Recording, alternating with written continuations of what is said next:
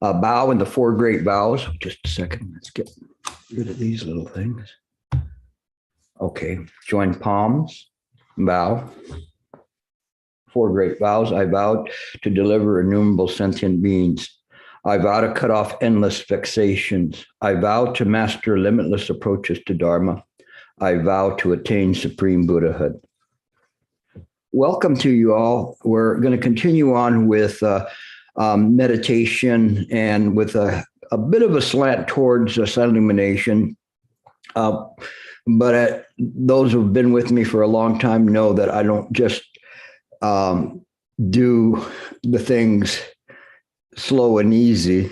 I like to really go into them and come at them from different angles, and that's what we're going to do today. I'm going to spend a little bit of time on this one. I don't know if you can see that or not. No, I forget that I messed up now. It's called the Special Theory of Pratika Samappada, Cycle of Dependent Origination. Geshe Lumdub Sopa is the writer, a Tibetan master that died in 2014. And he was well received in the Buddhist community. And I really liked what he was presenting. And I think that this presentation goes along with what we've been discussing in the various classes that I've been giving, including yesterday's and the week before. Oh, you have it there. Thank you. And you could try to follow along because it is a little bit deep. So if you see what Sentha did and you can click on that, that might be helpful. But he starts with this particular quote that is, it transcends words. And if you see it initially, it doesn't transcend anything, but you have to use your heart to feel it. But if you understand this, you don't have to listen to the rest of my lecture. Okay. You would be able to lecture yourself. But it's okay. Again, as I mentioned before, there's three ways of understanding things. One is just the written words, what I call basic cable. The profound is the second, the deeper meaning of wisdom. And the third is the esoteric. That one just goes directly mind to mind.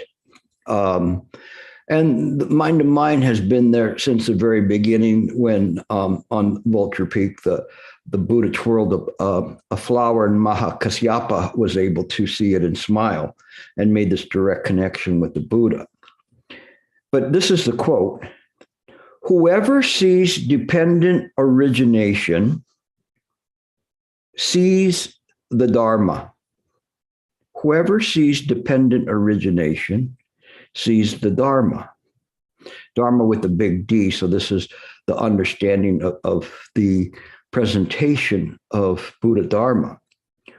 Whoever sees Dharma sees the Buddha.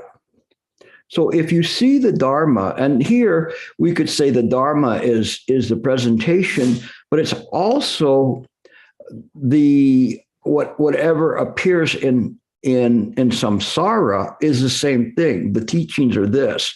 There is no such teaching. It is just this realization, this direct realization as to how things appear. And so if we see how things appear, then we see the Buddha, because the Buddha is not other than Pratika Samappada, causes and conditions never fail. It's hard for us to understand this because we see that from an idea of subject and object, and we say, oh, so that's what the Buddha is.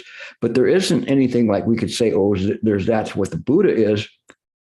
It is just simply the thusness or suchness of mind, that there really can be a definition, because who are we going to define it for?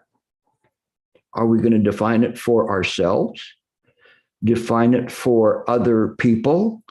So me here and all these little boxes with people's heads, those are hiding behind their names. Am I presenting it for you? That may be basic cable, or perhaps moving towards profound, but it's not the deepest meaning. We have to see that all of us possess this one mind that is so clearly demonstrated, especially in the Tathagata Garbha Sutra, as I was reading Queen Shrimala's before we started. Kind of blew a half an hour in 5 minutes time, what it appeared to be, just reading it. And they're talking about just this one mind. And when we see things, we have to see it in this way. So if we see the Dharma, we really can see through the Dharma. We see the Buddha. What was the first lesson that the Buddha taught? The 12 nidanas. He taught pratika samappada. The very first thing he taught was that. Because that was the essence of his message, of the presentation that was there. It was either you get it or you don't get it, but I'm going to lay this out for you. And people can get it, and sometimes I'll go, oh, I get it, or I see this, I see that, but we don't really get it completely. I remember my dad was very funny with that, because he would be explaining things to us, the children, and I would say, I know, Dad, I know. And he says, Cornel, I know, which means like, again, with this, I know. And he says, you know nothing. And it was really in this way, because I thought, okay, I got this, but I'm just looking at basic cable. I'm not looking at this deeper message that he was trying to communicate with it. And this is where we've got to kind of do a check on ourselves to say, do we really get this? Do we really understand it? Is there more there, more on that plate that we can clean off and digest? So it starts this way. The idea of dependent origination, seeing of which is said to be coextensive with the seeing of the Dharma itself, is clearly one of the most central theories in all Buddhism. It was the primary theory. It was what the Buddha taught first. There is both a general theory and a special theory. The former is coextensive with the spectrum of particularity,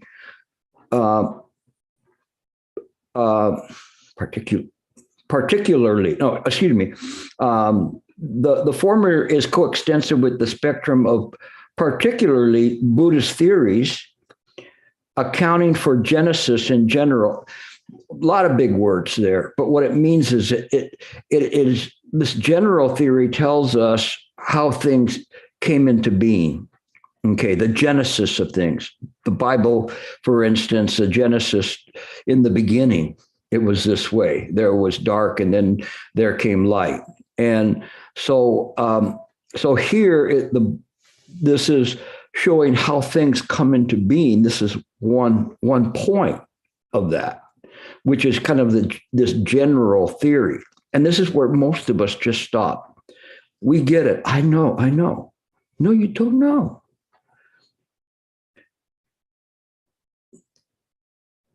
The latter, the special theory, refers to a special application of the general theory to an explanation of the genesis of living sentient beings in samsara and the means, the way of that being's potential release from samsaric birth. So it goes further than that. It's saying these things come into being. And all the time I hear people talking, and all this kind of new agey thing. We're all connected. We're all this. If a butterfly flaps its wing somewhere in Japan, something will happen or whatever. We're all connected in this way. And that's still not enough. The special theory shows how we are, we come into this life, this genesis of being a quote unquote sentient being. And even more importantly, the potential release of that sentient being the way it is. Ergo, that's why the Buddha taught the Four Noble Truths, because it presented the way out. But first you had to see that there is a way out. There is this, how this comes into being, and that we don't start from the viewpoint that the Four Noble Truths themselves are the Noble Truths, but must also be probed and investigated and contemplated so that we get to this next turning of the Dharma wheel. No, there is no suffering, no cause of suffering, no cessation of suffering, and no path. Why? Because when we understand the 12 nidanas and how these things produce what appears to be sentient beings, then we know from our heart that there is no sentient beings to be saved. But yet we still know that this is our path via wisdom and compassion. This is not an easy one to get. And I wish I could just all have you line up and then just drop a wisdom compassion pill in your mouth like some kind of a Eucharist. But I can't do that. You have to do that yourself. There's nothing that I can do that can give you salvation. The only thing I can do is I can make a great vow that before I leave here, I will take you and I will liberate you. Even if you're a dream, to me, it makes it easier. What I need the most is patience, because it's going to take a long time. Some of you are kind of some hard nuts to crack. But on the other hand, you're all crackable, okay? And you'll say, what did Gilbert teach you? He said I was a crackhead. But you're okay. Don't worry about it.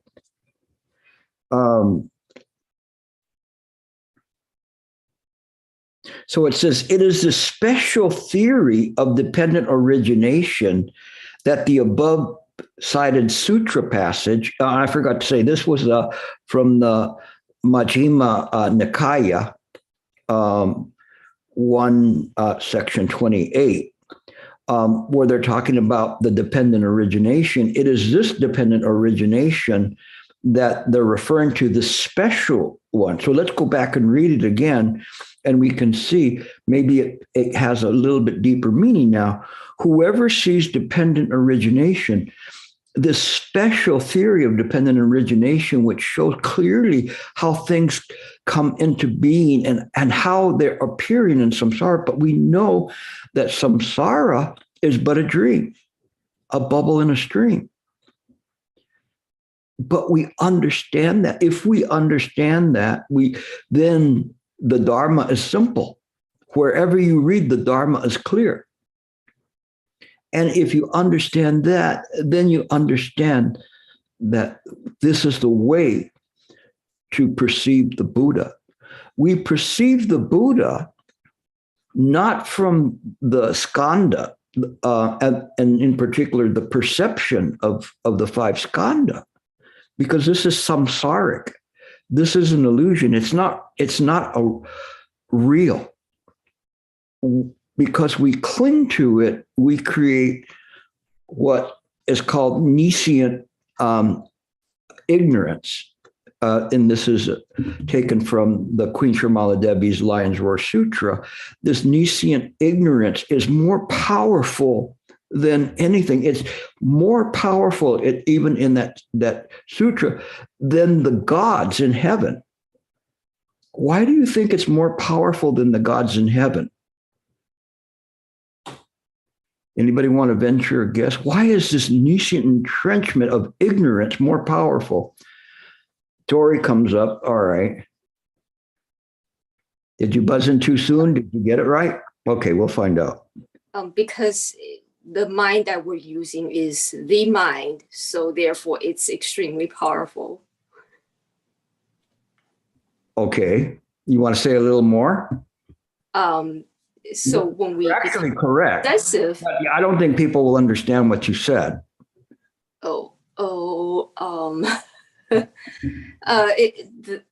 so what I've learned from you is that the mind that we're using, it's not different from the mind. So the power that we have, that power, right? So when we're becoming obsessive over something, when we get attached, we think it's real, even though it's not real. So how is that more powerful than the gods in heaven?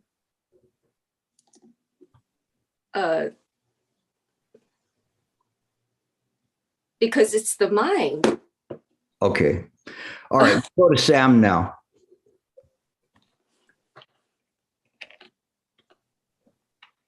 Why is this Nishan ignorance more powerful than the gods in heaven? Why is it more powerful? Because the gods in heaven are still subject to that ignorance, because though they are gods, they are still phenomena arising in mind, which means they will eventually have to, the bodies of those gods would have to die. So I would say it's more powerful than those gods because those gods are still subject to that ignorance, because they're gods, not Buddhas. And I know that we all use the Buddha mind, but they're labeled as gods, and only Buddhas, I believe, are more powerful than that ignorance. This is important. And Tori, you were saying that, but you weren't explaining it. And so I can feel it in your heart, but it is when you say it's mind, because it's just mind, and the mind is powerful. The mind creates the samsara, and the mind creates the mara, which is, we could say, the demonic influences. All of that is created by the mind. There's no separate mara, some goblin that vexes people. That's any more real than they are. But the ignorance is powerful, because the ignorance is what keeps us locked into samsara. Frankie, that was what you were going to say, right? More or less. Okay. Yeah. Okay, good. There'll be other. Oh, Christoph, yes. Where he went. He was there and he disappeared. There he is. Okay. Unmute him.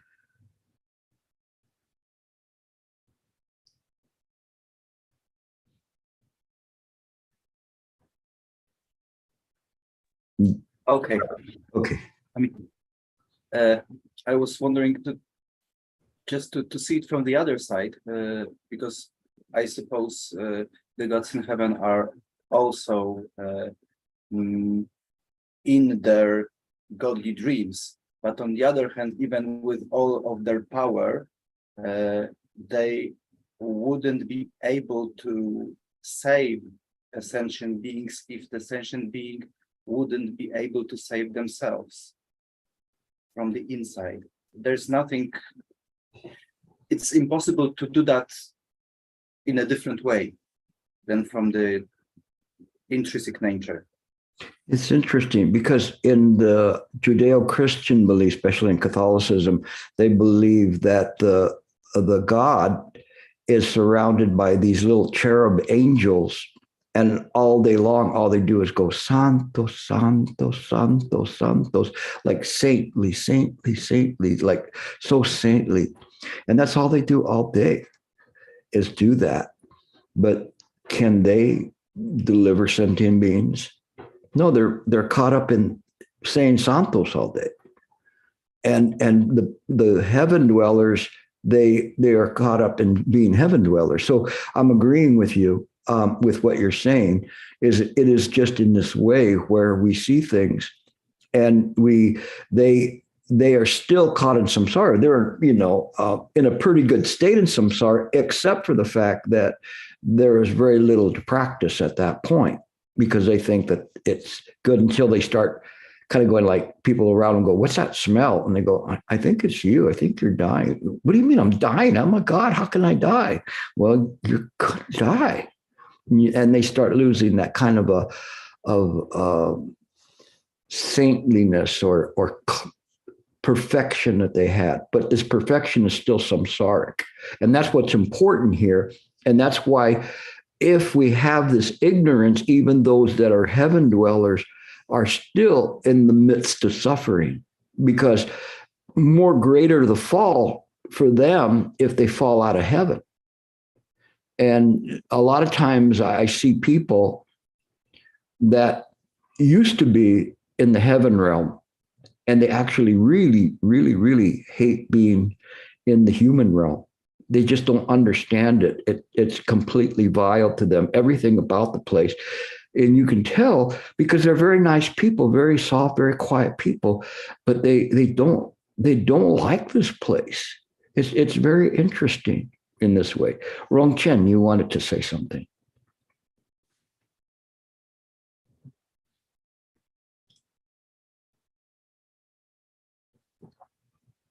Hi, Gilbert.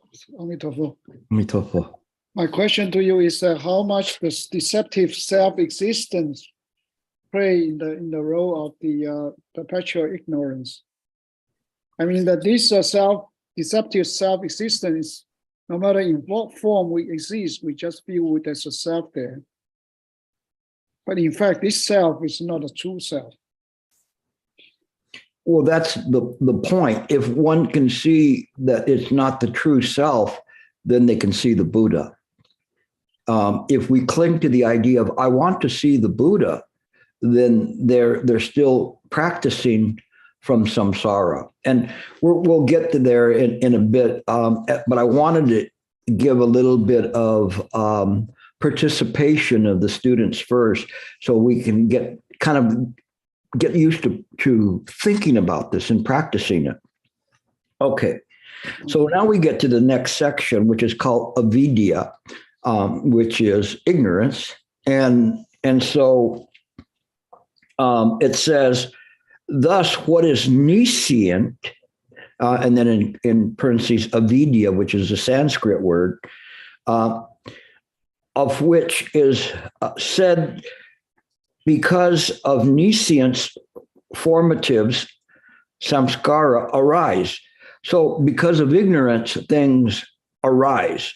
And this is what we see, that we're now back into the 12 nidanas in the very, very beginning. This is the power of ignorance. And if we do not get to that root, then we can only practice as what is said in the Queen Sutra as an arhat or a pratika Buddha, meaning we cannot get to the level of a bodhisattva, of seeing clearly what all of this is. And so we're still kind of rumbling into that cycle. Even though we see it, there's still not this complete realization there. Nescience generally means simply not knowing something, or just the state of unknowing. So we are constantly in a state of unknowing. Now understand this, that the Buddha mind does not have states. In samsara, there are many mental states, but the Buddha mind is beyond states. And so when we see things in this way, for instance, in the sutra of the inconceivableness of Buddhahood, the Buddha asked Manjushri, "Have you attained the state of a bodhisattva?" and Manjusri replied to the Buddha, if you have attained this state, then I too have attained the state. And the Buddha says, isn't it said that the Buddha is beyond states? So in other words, he was kind of pushing it back onto the Buddha, this wonderful interplay there in terms of showing how things really are, so that we separate out from the unknowing mind. The unknowing mind is what locks us into samsara. And what does this have to do with sight illumination? It has a lot to do with sight illumination, a lot. Hopefully we'll get there. If not, you're going to have to come back next week and I'll tell you what it has to do with sight illumination. But by the way, does anybody know what it has to do with sight illumination? Anybody want to take a crack at it? You're not going to look stupid if you answer. The same what? Are you guys going to guess, or you guys got it? All right, Ruth, go ahead. I mean, it might be possible that I'm guessing now that you said that. But silent illumination, from the way I practice it, is everything is just the way it is. So whether it's in ignorance or not, it's just is suchness. Is there in your meditation a state of knowing that? Yeah, I think so. I mean, like, I don't know if it's a state, but it's just this awareness of everything around, and just kind of everything is as it is. Okay, we're going to go over to Frank because we skipped them the last time. Make your mother proud now. Well, I was going to just say that because in silent illumination, when the unknown appears and awareness goes on it, it is no longer unknown. And so that is the whole point of removing ignorance. And that's why it has to do with silent illumination. Okay, and then we'll go to Sam. I would say that they have to do with each other in the sense that silent, I don't know much, obviously. I know nothing, but that silent illumination is penetrating, or it's utilizing awareness to illuminate, or to essentially eradicate or penetrate through the ignorance. Is that a state of knowing? I feel this reminds me of there's a quote in case 4 of the Gateless Gate, where they say, I will allow for the barbarian's realization, but not his understanding. So it's like, you can realize that, but you can't know that. Okay. All right, Robert.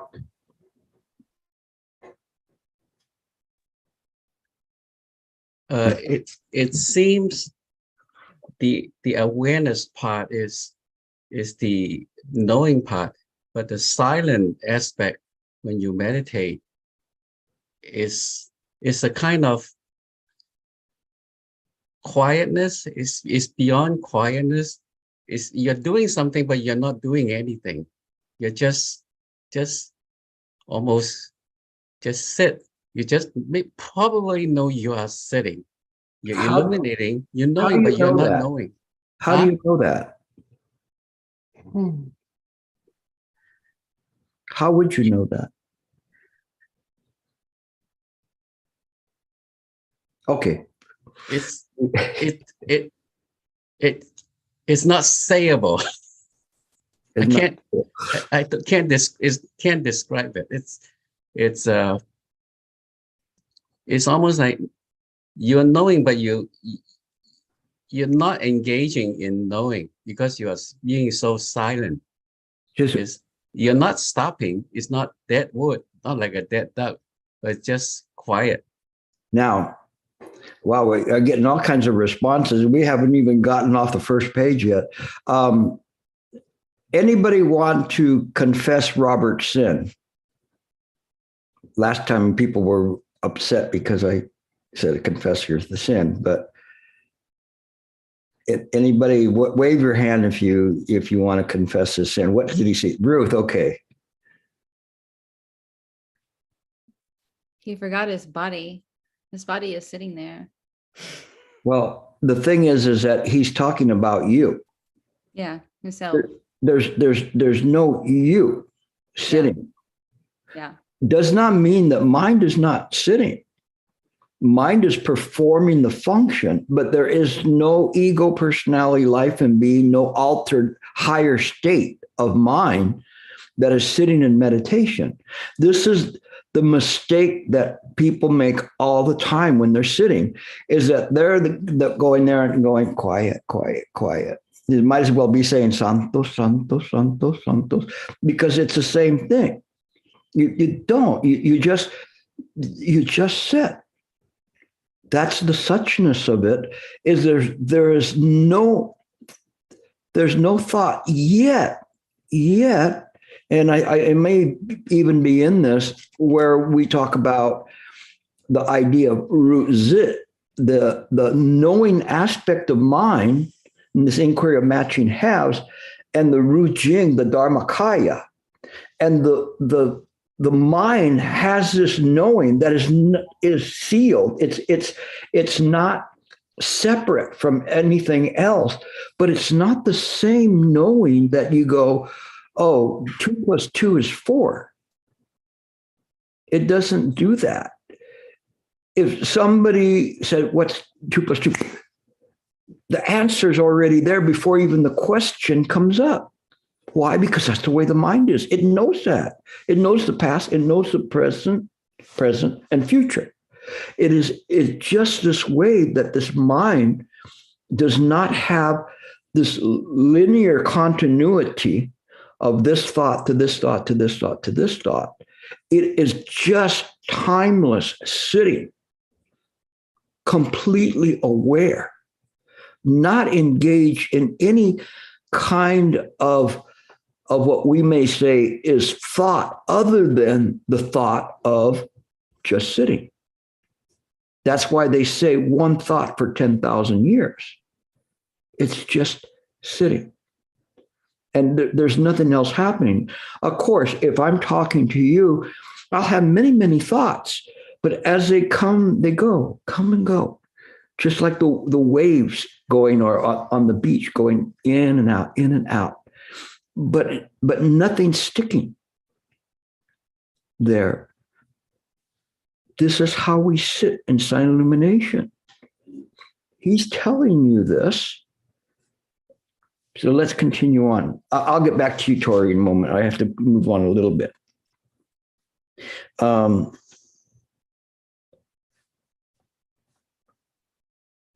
However, within the traditions of Buddhism, this nescience is not a mere absence of knowing or an absence of true understanding, but rather contrary of or incompatible to the true understanding. So it's not that we don't know or there's an absence of knowing. It is that the mind, just as Hui Ning had said in reply to Wo Lun said he has much skill, he cuts thoughts off all day long. And Hui Ning says, Hui Ning has no skill. Who's Hui Ning? All day long, thoughts arise in his mind. But the Bodhi is just this, where the other one, Wo Lun, was saying his Bodhi grows every day. No, it doesn't grow. We're not adding up. We don't, what rank are you?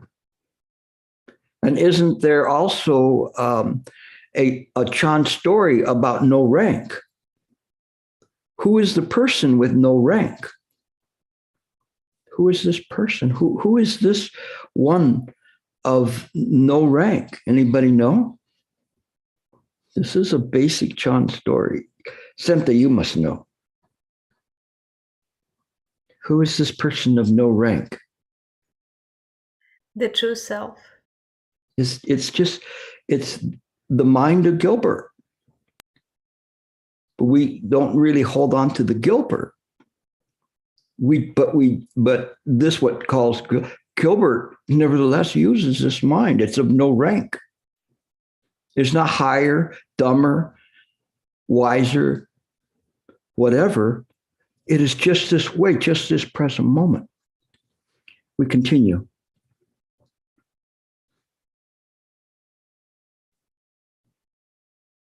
It is just as untruthfulness does not mean a mere absence of speaking the truth, but rather a speaking something which is opposite of the truth. So that's why they say this is beyond words and phrases, that when we open our mouth, then we belie the truth. That is why in the Vilamakritti Sutra, why Manjusri said that. And then when they asked Vilamakritti what he thought, he didn't say anything. Because he knew, open your mouth and you're 10,000 miles away from it. So it wasn't that Manjusri was not wise. It's just that Vilamakritti was making the point. This is very important because when we do that and you're sitting there and meditating, just shut up. Don't talk. Shh. Don't talk. Just sit. Don't generate this mind that desires continuation. Let it go. Whatever comes up, let it go. But we're there. Oh, I'm doing so good.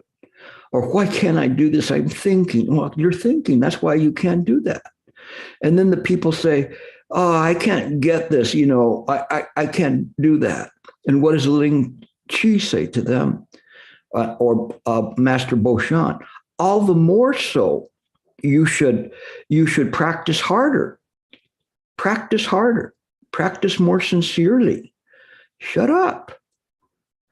Don't let this mind continue with this kind of thought. It is, you're aware of it, you illuminate it, and you let it go. The mind is just there. There's no time in the meditation. You are just simply sitting. You know that the body is sitting. You're aware that the body is sitting, but it has nothing to do with the mind. It's just this mug is sitting. It doesn't add anything or take anything away from it. It's just a place marker. It is what you allow the mind to rest in, this clarity in that moment. If you really want to do this, do it well.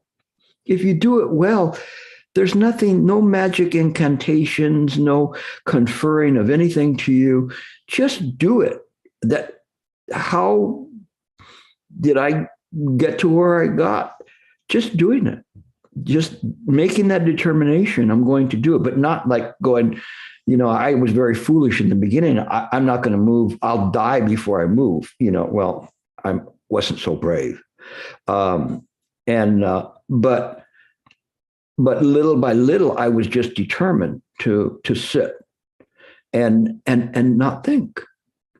But it is not that we take our broom with us and broom the thoughts away. We just simply have to sit and illuminate what is occurring. All of these things, all these vexations are going to come up. They're going to titillate you. That person smiled at you. Maybe they like you. Or wouldn't a nice donut be good right now? Or, the dog peed on the floor again. Well, whatever it is that bothers you, then you those things will come up. They're all tests. They're all tests. Let them go. You don't have to go. I passed that one. It's like the people passing the go-ons. Please, I have a kind of a real strong opinion about that. You can't pass go-ons. No, because then you go, give me another one to pass, No. So the best go on to pass is just, there you go. Contemplate that. But it's all gas. The thing is that you let go, not that way, but you just simply let go of the thoughts, but there is no you letting go. This is the part that's important. You have to understand nescient entrenchment is what produces a desire for continuity in the mind. When you sit, and if you cannot do that, you're just going to suffer there, or you're going to reach this level of a journeyman practitioner that has trained their legs and trained their mind just to sit there like some obedient dog, and then click, click, ding, they're up and gone. But nothing really was happening. This is when you're sitting. That's why Shifu used to always say, when you sit, you bow to your cushion, because it's a noble place. It is where you're practicing. And so you give it the respect to sit and do it right. You're not sitting there thinking about whether, you left the oven on or whatever else, or whether this happened or that happened. You just sit. All of those things, they're naturally going to come up. They will come up. A relative smorgasbord of thoughts that are coming up. And they're just going right down the line. But you just understand that is the arising of this nescient ignorance. And it's tantalizing you to take it. Take this one. Take that one. What are you going to do? A scary one. What if this happened? Or what if that happened? Or this? I wonder what so-and-so's doing right now. No, all these different things that come up, there's some doozies that can come up, but it has nothing to do with you when you're sitting right there. You're practicing in that moment to, when you get off that cushion, you're not affected by all of these other things that are happening. You respond to them like what I heard Shifu say today. You're using body, speech, and mind.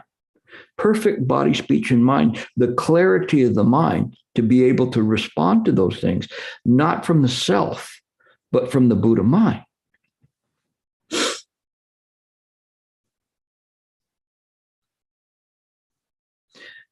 Thus it is stated in Abhidharma Kosa, nescience is a quality which is a contrary to understanding, like untruthful, inimicable. Likewise, the Pramana Vatika says, because it is a contrary to knowing, and because it is a perception under the influence of a secondary mental component, the kaita, that's C-A-I-T-T-A, nescience is a wrong perceiving, What is nescience then? What is this wrong perceiving? What is it called? Anybody know? One of the skandha, the perception. It's empty, but we believe it's real. We believe that we can grasp things, whole things. We don't understand that if somebody sticks a pin in us, pop, we're gone. That's a good thing. You go, I don't know, maybe I'm a balloon, I may be gone. Yeah, but where would you go? If you pop the bubble in the stream, what would happen? Just the appearance is gone, but the stream is not tainted, is not harmed. It is this wrong perception that creates the idea all the way from ignorance to aging and death, the final nidana, because we don't understand that. And we use this mind in the wrong way, all the time grasping and attaching. And if we attach and grasp all the time, we cannot get it. We need to sever that mind, or I'd call it a state of mind. So then he continues in answering this question, what is nescience? The Pratika Samapada Vibhanga Nirdesa Sutra, it took me years to pronounce that, says, not knowing the limits of the past and not knowing the limits of the future, not knowing actions and their maturations, not knowing misery, and not knowing its genesis, its creation, what creates it, and not knowing the cause, and not knowing the virtue and non-virtue, and not knowing transgression and non-transgression, and to be cultivated and not to be cultivated, etc. So there's this not knowing. What is that statement? What does that remind you of? A basic Buddhist teaching, where it says, not knowing misery, not knowing its genesis, the cause, and not knowing the virtue and non-virtue. It's mimicking the Four Noble Truths, and it's saying these are the things that are there, but we don't know that. When we look at the Four Noble Truths, we're still grasping. They're suffering. Really? Yeah, you're right. I suffer all the time. And the cause of suffering, everything makes me suffer. I'm so cranky all the time. I'm so agitated all the time. The cessation of suffering, really? I can cease suffering? Yeah, you just stop being you, huh? And then there is this enlightenment. Wow. But it isn't in this way. We grasp on to those Four Noble Truths, and we cannot get it right. And this is a big problem with us, is that we're constantly grasping, constantly trying to polish that tile to make it a diamond. All of these are the Chan little stories that we have, and they all fit in. They're all there. They're just different ways of explaining the same thing. So then it says, on the surface, the sutra seems to be signifying a mere absence of knowing the past, future, and cause and effect. Yes. The Four Truths, good and evil, etc. However, the commentaries, like Asanga's Abhidharma Sammukaya and Vasubandhu's Pratika Samuppada Vibhanga Nirdesa, rightly explain the sutra's real meaning of not knowing as that kind of not knowing which falsely misapprehends objects. I love this phone. It's so good. It's so much better. But what do you mean? There's a new Apple phone out? Oh, but I thought mine was the latest and greatest one, but now there's another one. I'm holding this. Wait, I'm holding it upside down. No, I'm holding myself upside down. I don't understand this. It is this kind of not knowing, this ignorance, moment to moment to moment, constantly certifying an illusory nature, that if one sits and meditates and lets go of it, will disappear. It is a phantom, an illusion, a dream. and it will disappear in meditation if you allow the meditation to go. And the meditation is not simply just when you're sitting cross-legged. You're engaged in the meditation of life, moment to moment to moment, and you just see things that way. You don't look at it. I will allow you one donut, or whatever you want of your indulgence, but you cannot cling to things. Every time we cling to things, we create a greater self. And I stand before you saying, I'm proof of that myself. When I cling to things, then I have a stronger ego, a stronger self. But I'm also a practitioner. So we're constantly practicing. What I can say is that when I meditate, it's easier for me to do that rather than in the daily practice. But the daily practice comes from the sitting and the meditation, and vice versa.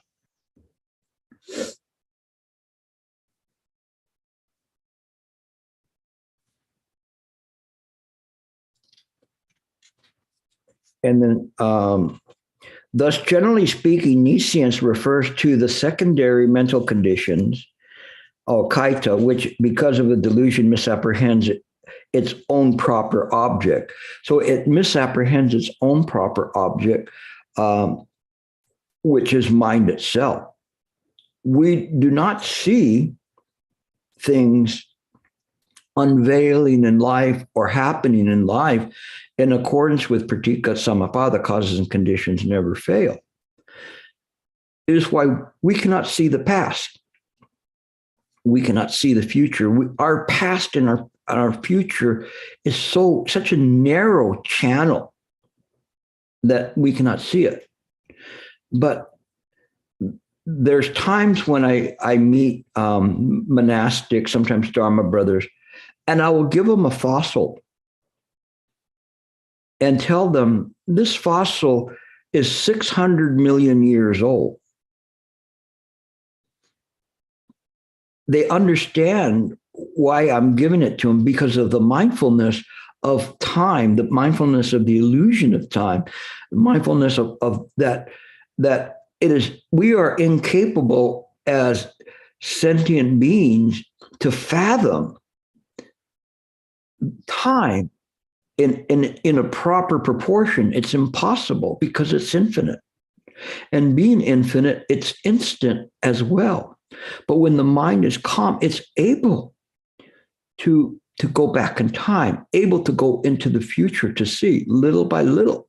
It is not our purpose, it's not our function, but these are what you call super mundane abilities that come because one is able to stop the idea of a sentient being and is utilizing the mind. Doesn't mean you can see everything. That may be something within the province of a complete enlightenment of a Buddha. But you begin to expand out and be able to see things that perhaps others miss because they're so caught up with the idea of the self.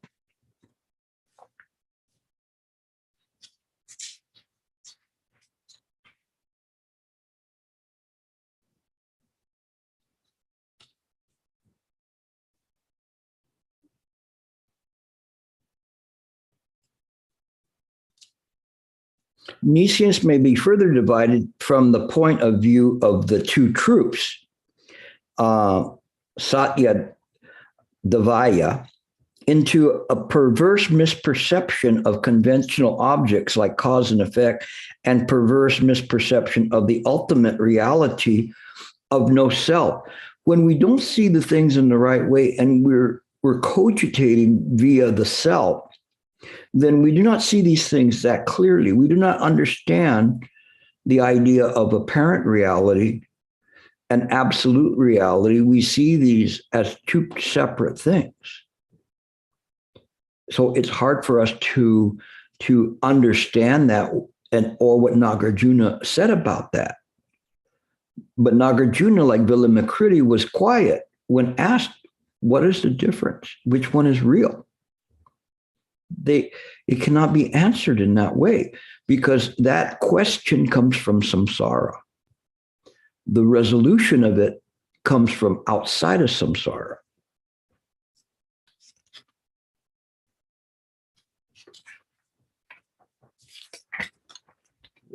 Wow, time went so fast. On the other hand, because it is the grasper of the self, it is present only in mental consciousness, but not in the sense perception.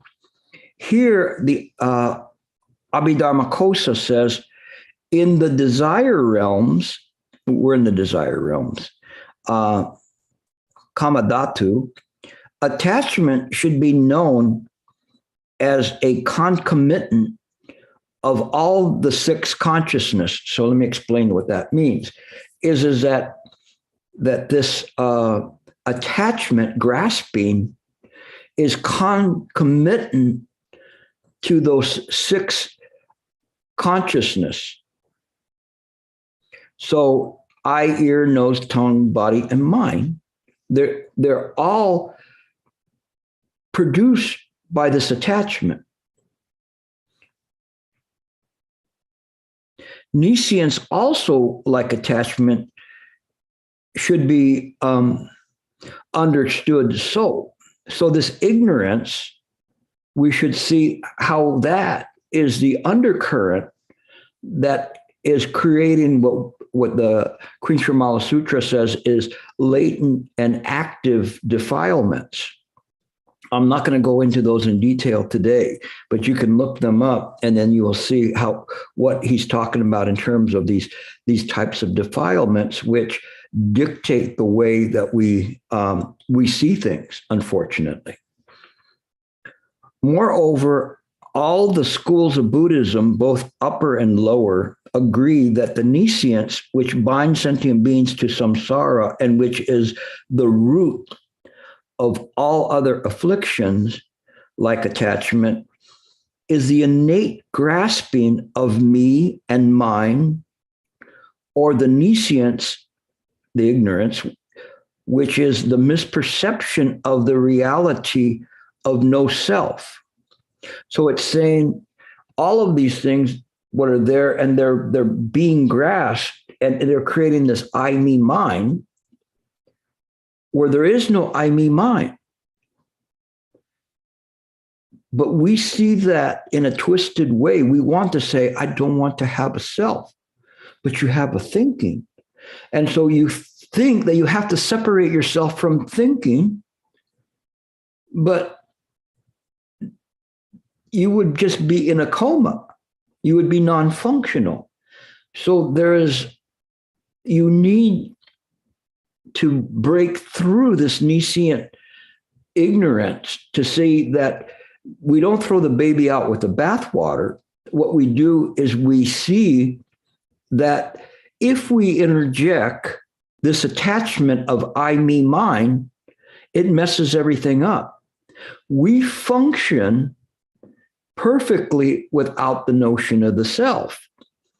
But that's what they're saying, is that there's this misperception of the reality of no self. We don't understand that. And so we just sit there thinking like we need to sit like some burned out light bulb in meditation. But it isn't in that way. The mind is very, very active in meditation, very active.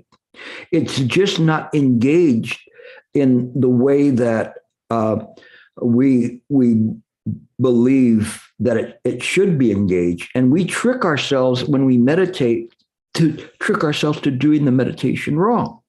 From the viewpoint of the self, just be quiet. Shut up, don't say anything. Rather than just be free, be resting in that present moment. As the Tibetans said, in resting in Rigpa, in this clarity of awareness in that moment. Just what else do you need? Just sitting there with this wonderful clarity of awareness. You're just there. There's no you. Mind is just there. It doesn't have to do anything. It is everything.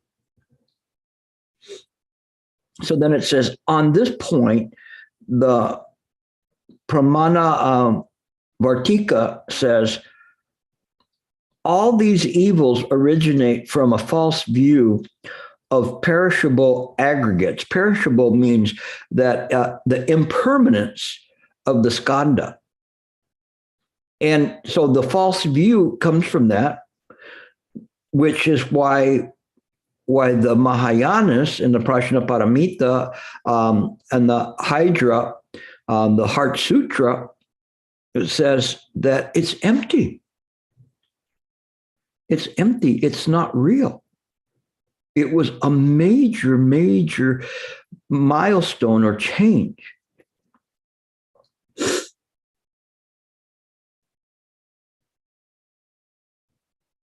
This is nescience. This is ignorance. From this ignorance, attachment arises, and from attachment, aversion and the like arise. So your vexations will arise from this. So my thing is, I think I'm getting very close to eating stinky tofu. I've always said that if I eat stinky tofu, I will become enlightened. But the thing is that the aversion, do you want some stinky tofu? Oh no, hacho, it smells so bad, but it really doesn't, because other people are eating and go, oh, this is so delicious. Or like, what was the Thich Nhat Hanh said the same thing about durian fruit. He said if he could eat durian fruit, then he would become enlightened. So I'm not too far off on that. And so then it says, likewise, Nagarjuna states in the Ratnavali, as long as one grasps the aggregates, these are the skandhas, so long will one apprehend an I. So as long as you buy into the aggregates, form, sensation, perception, volition, and consciousness, you will perceive an I. All of those things are empty because they are a bubble in the stream. They're not real. We think they're real. We knock on the table and say, this is real. And so we're self-certifying ourself. But Nagarjuna says, no. All of these things, if you attach to them, you make the I stronger. And so when you're sitting to meditate, you let go of that. What you're in search of is anything that moves. And so that which moves is moving towards the I or the me or the mine. M-I-N-E. If there is a grasping of an I, there is action, karma, and from that action, again, there is birth. We're right back to the beginning again, from ignorance to birth. And we go through the whole thing till we get to aging and death. So that was what Nagarjuna said, is if you invest in the skandha and see them and take them to be real, then you create this illusory I. In the Madhyamaka Bhattara, Kandrakirti says, on seeing with true discernment that without exception, the afflictors and their ills arise from false views of the perishable aggregates, which is the impermanent aggregates, which is the skandha. The yogin, those great practitioners, by utilizing the self as an object, will nullify the self. So it is ferreting out that which we believe to be the self that gets us there. What I love of this Tibetan master is he utilizes all of these wonderful sutras to lace them all together. This is what I try to do all the time, to give you different viewpoints and different ways to see this and to have the faith in what is being said. And in the final part, at least for tonight, I know I'm going into overtime. He says, I prostrate myself to compassion for those who, like the turning of a water wheel, go through samsara involuntarily. So he's saying, I prostrate to them and I give them compassion. Those who are going through this involuntary, they don't know that there's a way out. They don't know. As a bodhisattva, we know we're here voluntarily. Even if we came in involuntarily, if we then had the realizations, we're no longer here involuntarily. We're here with a purpose and a function. And that function is to deliver all of the others that are trapped in this water wheel. And really, when you look at the water wheel, how can the water wheel hold anything? It's just constantly changing.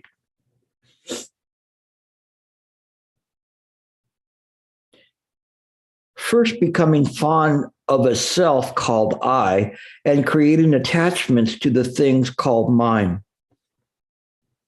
And it said, Tsongkhapa, one of the great Madhyamikas of Tibet, says in his praise of dependent origination, nescience is the root of whatever misfortune there is in the world. Dependent origination is taught to be that by the seeing of which one brings about a reversal. So the 12 nidanas bring about that reversal. What we do when we sit to meditate, we're mindful of the 12 nidanas. We're mindful of the right view. We take the right view to the cushion with us. We don't take the training. We take the faith of the right view to be there. And we can do that. People are always saying, oh, you cannot teach this stuff to beginners. Why not? Why not? If you're telling them, that like you're pulling a bow and you're only pulling it halfway, and you say, okay, I'm going to teach them later on, they have to pull the bow further. Why would you do that? Why wouldn't you strengthen them right from the very beginning to strengthen their arm and to hold it steady? They say, well, beginners are incapable of holding it steady because they haven't practiced enough, so that you give them the tools necessary to practice.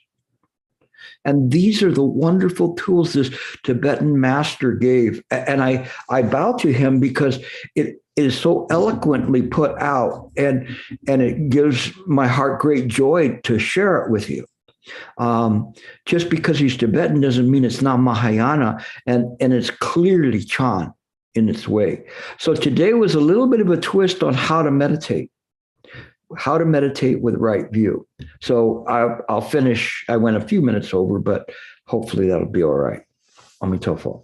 I'll take questions.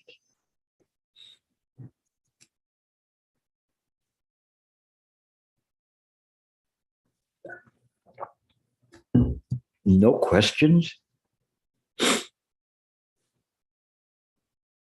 It can be comments too, by the way. Yes, Rong Chen.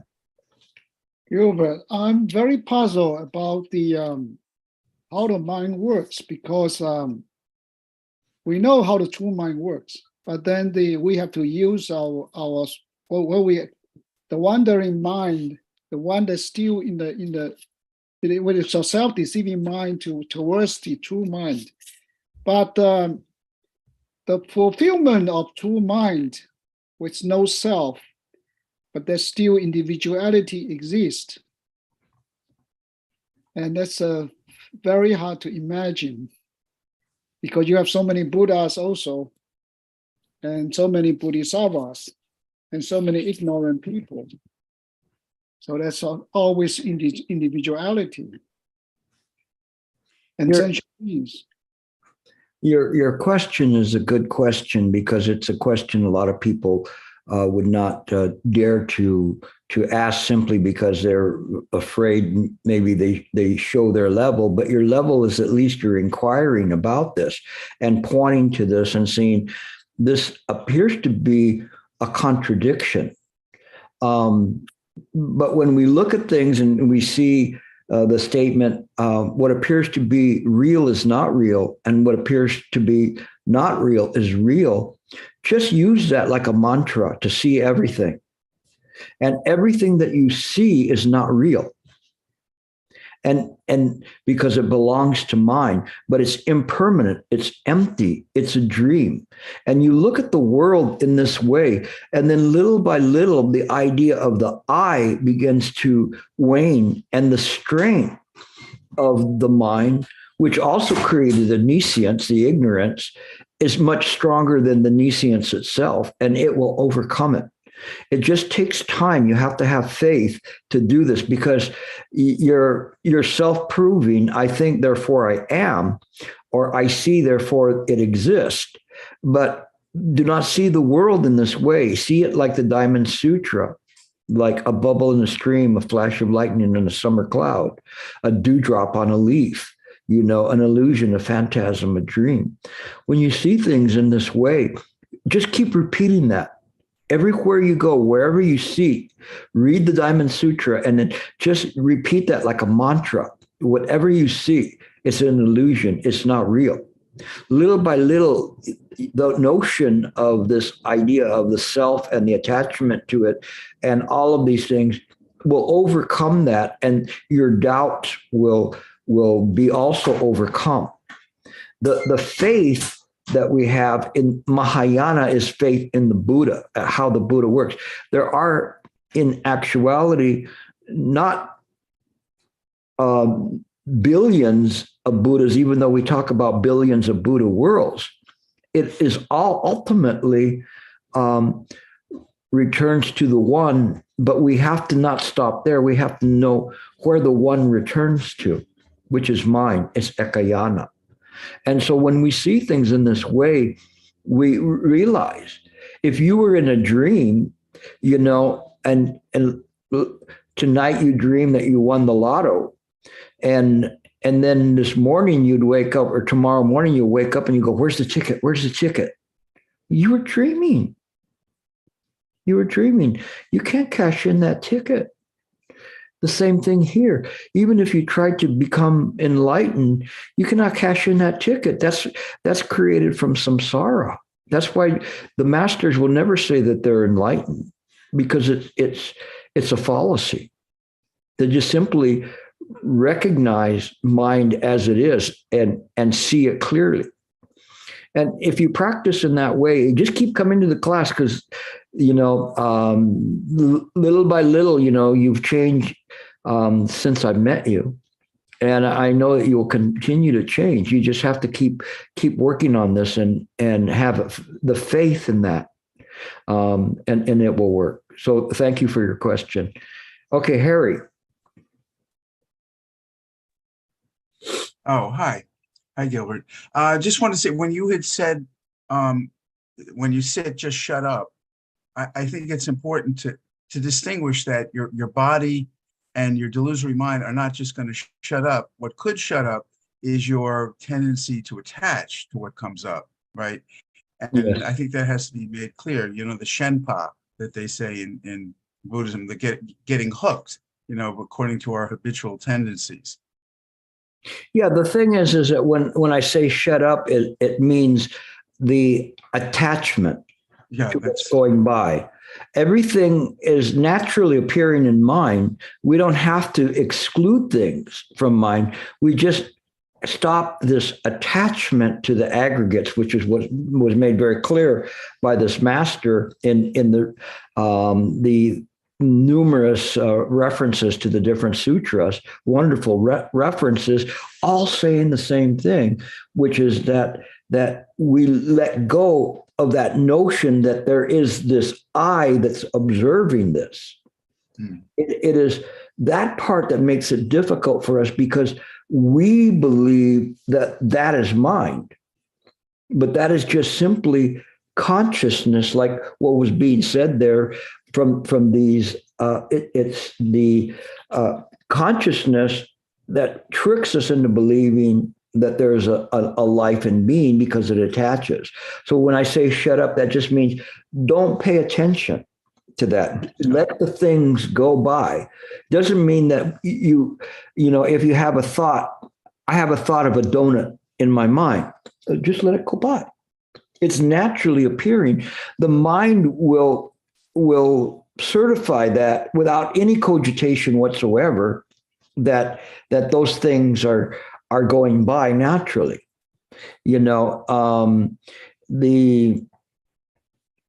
We just need to let go. But it isn't trying to make the mind blank. And thanks for this clarification, because it is not attaching to this I. And that I is what confuses Rong Sheng into thinking that there's a life in being and that there is this place to go or whatever. One day it's going to be like a thunderclap on him, and he's going to just boom, it's going to be clear. And he's going to say, that's it. So yeah. Okay. Anything else? I was just also going to say I don't know, maybe now or some other time. I don't know if you're familiar with Lojong, the Tibetan system of slogans to absolute and relative bodhicitta. The first 6 really walk you right up to silent illumination. There's many ways, we get to the silent illumination, and the thing is that they're all there in terms of doctrinally. The problem is that the doctrine can only take us so far. We have to do it ourselves, and that's the difficult part. Is this? I was listening to Shifu today, and he says, you may think, I'm a great master, I'm this. And if you listen to my words and that you'll become enlightened, you cannot become enlightened by listening to my words. You have to practice yourself. And so I knew there would be a point where I bring this up, because I was looking at it and saying, that's so obvious, Shifu, but it is so important to tell people that they have to do it themselves, and practice. And that's what's important. So, okay, Sam.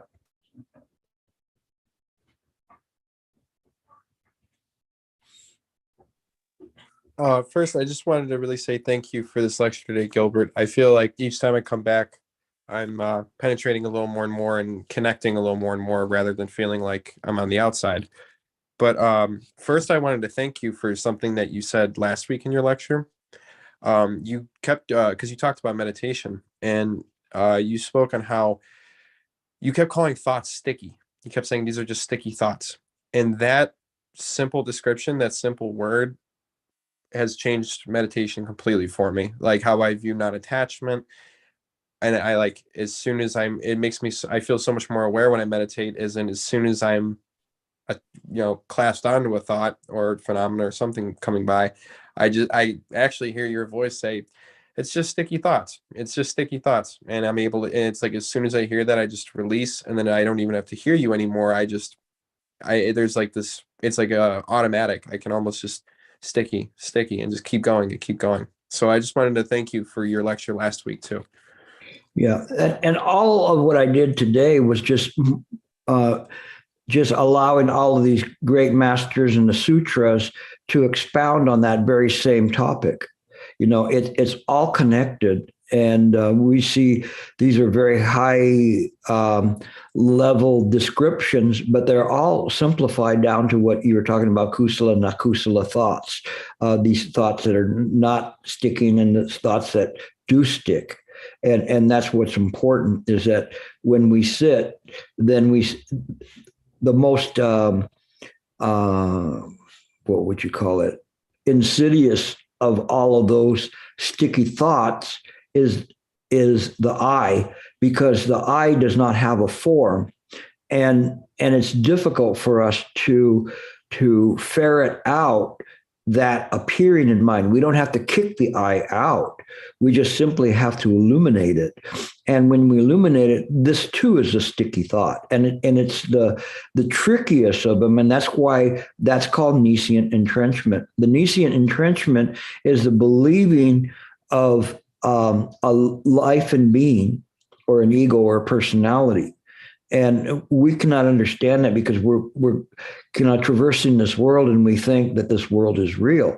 But as we begin to look at it, and we see it's not real, and you will get to a point where you will see the world in this way.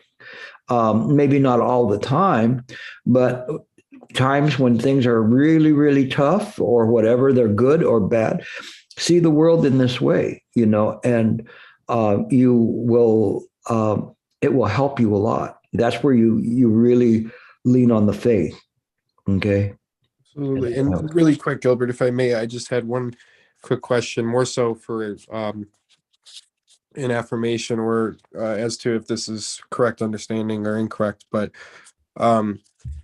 thanks to you, I've let go of my attachment to how much I like koans and the feeling of passing them, because that's what brought me to Chan to begin with. But I have casted them aside. I haven't touched Gateless Gate or Blue Cliff Record in over a month. But a lot of what you were talking about today reminded me specifically of case 16. And I just wanted to ask you if this sentence or these two sentences correlate with or point to silent illumination. It's case 16 in case anyone wanted to look it up, case 16 and Gateless Gate. But Uman says, while listening with your ear, you cannot tell. When hearing with your eye, you are truly intimate.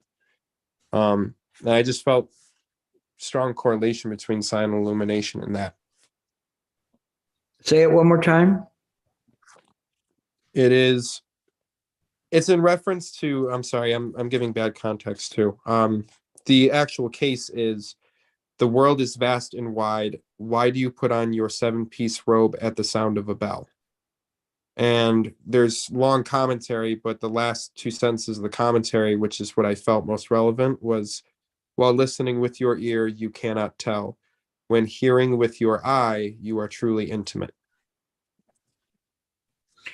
This, you could equally say, with hearing with your heart, that it's intimate, and it's very interesting,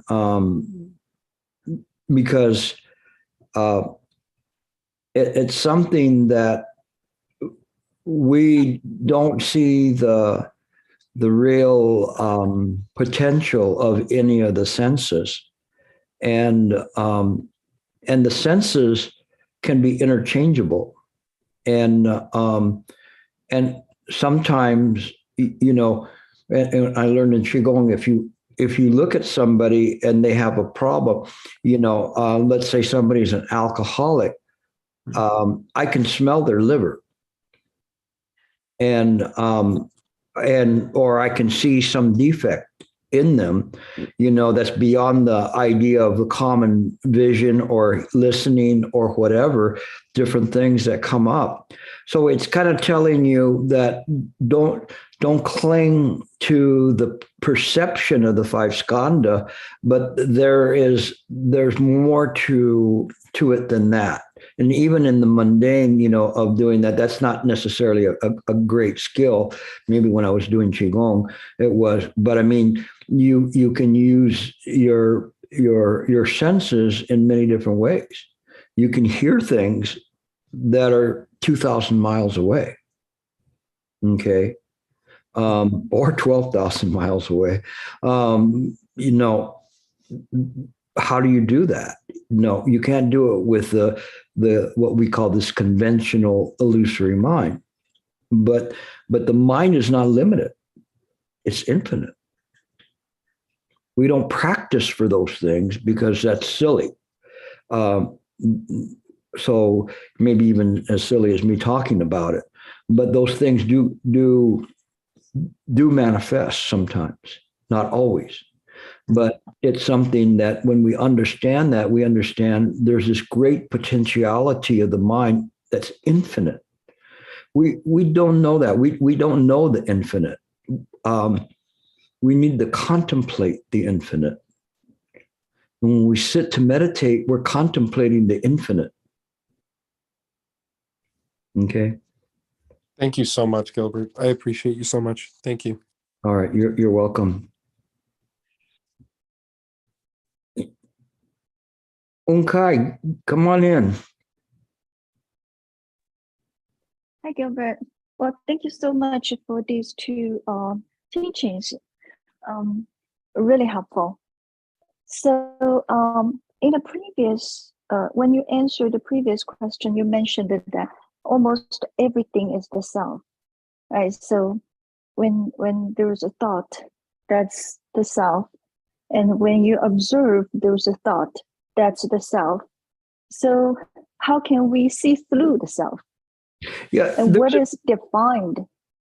Sorry, go ahead. There's a difference, and that's why I stressed the part about Hui Ning, where Hui Ning was saying he has thousands of thoughts a day. It is not necessarily the thought that's the self.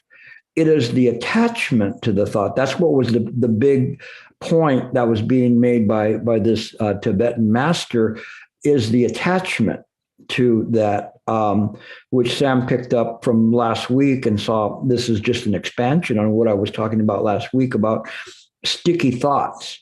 And we become adept at ferreting out these sticky thoughts, and we see them naturally arising. We begin to understand that they're arising, and simultaneously we also understand why they're arising. Maybe in the beginning it's not so easy, and it's more like a sequential or linear thinking, but little by little, as one begins to ferret out these grasping thoughts, then we are able to see them instantaneously as a notion of self. Not the thought itself, but what attaches to that is what is the notion of self. So, for instance, I have two things I'm drinking. This one was my Go Juice, my coffee. As at the end of the day, I need something to get me going. But then at the end, I went, oh no, I don't want that because I won't sleep tonight. But it got me through, and I sensed that. So I end up drinking water. Neither one is good nor bad. Well, maybe coffee, it depends on what doctor you talk to.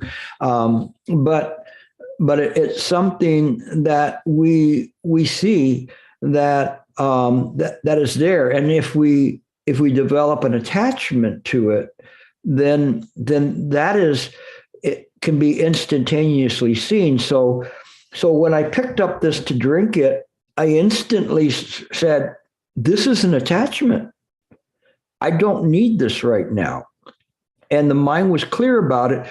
And you never knew that because that was just a moment of me thinking about it and putting it down, instantaneously saying, you've had enough. We're almost at the end. And so when you see things in this way, it's different. You have to become adept at catching these sticky thoughts, these thoughts that emanate from the idea of the self or the I. That's why Nagarjuna was saying, if you attach to anything from the sixth consciousness, attach, not have thoughts arising in the consciousness, but attach to them, that is the I. It is not that the thoughts themselves are harmful. It is the attachment to them that makes them harmful. And that's important. It's really this fine line. And also that Rongchen that you can look at and see, this is the fine line between mind and this illusory consciousness. Once we begin to see that these six consciousness are empty, then all of those collapse. They fall down. And the seventh consciousness has no support. So it collapses, and all that remains is the alaya vijnana consciousness, this storehouse consciousness. And that is just what the ancients were pointing to as your primordial mind, the original mind, or just mind. And so we see that, and what we're trying to do is break down the reliance on the necessity of attaching to all of these thoughts that are arising moment to moment to moment. When we sit to meditate, we have a greater chance of doing that because the mind can become aware of those thoughts. So as we practice and hone our ability to be aware, we are now honing the ability of not attaching to anything going by. It's coming in, and here comes a donut. Boom! It just goes by. Okay, and so you begin to practice in this way. So all of these things are there. They're naturally there. You don't need to purge the mind from that. What we purge the mind to is thinking that it's natural to have an opinion of the thought that is arising in the mind.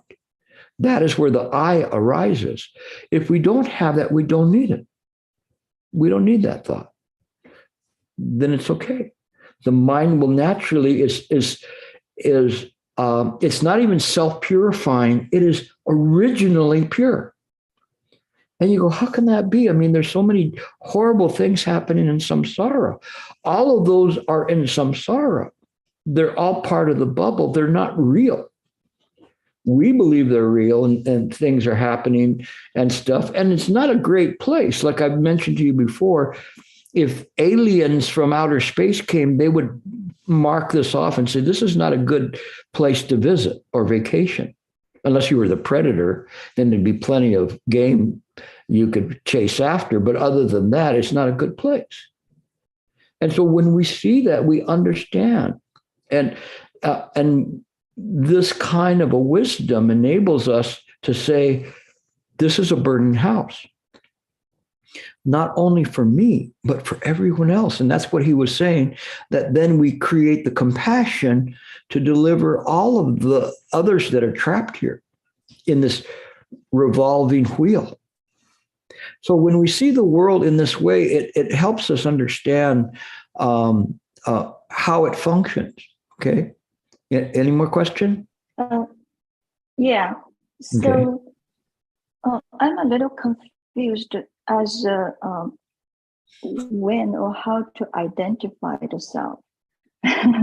It's kind of weird, but let's say, for example, when I sit down and meditate very well, and I feel that the chi kind of covers the whole body, and there's almost no feeling or no sense of the body, then I feel good, right? Then I realize this is the self. What should I do? Just continue practicing, illuminating that sensation. Don't play into it, or don't castigate yourself or punish yourself for having that thought arise in mind. It's natural, because my gosh, you're sitting there without thought. Your body feels so wonderful. You haven't felt like that because all the time you're so tense. But then when you let everything go, wow, this feels good. But then you can't pick that low hanging fruit.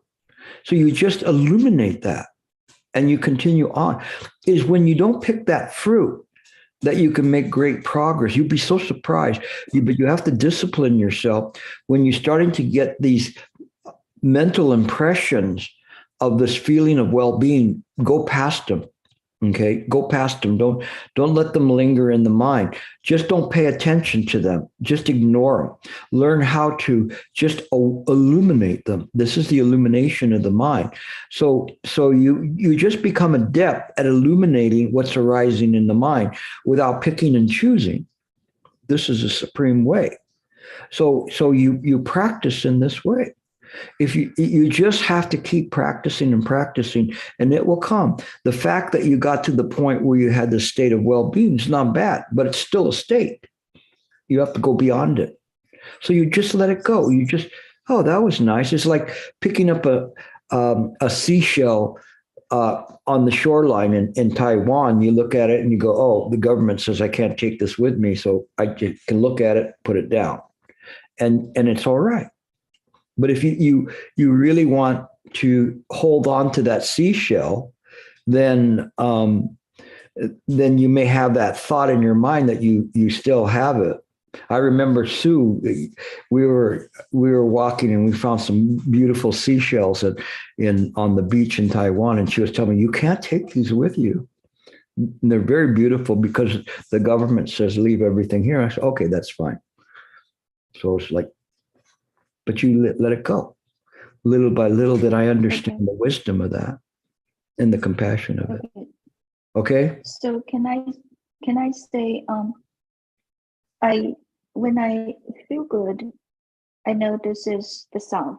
Then what I should let go is the self. But the feeling is the sensation which my mind is aware of. So what should I let go or let be is the self, not the sensation. And not even to feel that I need to let it go, because that's the self as well. It's okay if the feelings come and the self is not there. It's natural, because at some point that is when that you can fall into the void. Okay. Because if you let go of the I, but if you hold the I, it's like pulling you back. You can't fall into the void. But that sensation that's there can lead you to the void if you don't have an interest in that, or you don't say, I'm getting close. Any I or whatever will mess it up. But you just continue to meditate. Continue to illuminate the mind. Don't think, oh, it's getting close, You don't think in that way. And that's difficult. That just takes time. And oftentimes when people get very, very close, they mess it up because the self comes in and is high-fiving. High five, high five, high five. No pain, no nothing. Wow, this is good. Wait till I tell Gilbert about that. But don't do that. If I was there, I would kick you in the tail and push you into the void. If I really could try to do that. I try my best now, but maybe in the future, I'll give you a shove. Okay. That'd be great. Thank you. Okay. I think that's about it. We went into overtime. I'm sorry, especially the people on the East Coast, but thank you all for coming. I think this is productive. Again, this is silent illumination, and what I'd like you to do is practice this, and try to do it. This is right view. Okay, you're welcome, Handy. This is how we see things. This is this master telling you this is how we should observe the world, right view. And when you use the right view to meditate, it's infinite. It's absolutely wonderful. We should not withhold that from anybody to learn. Okay? Amitofo, I will see you next week.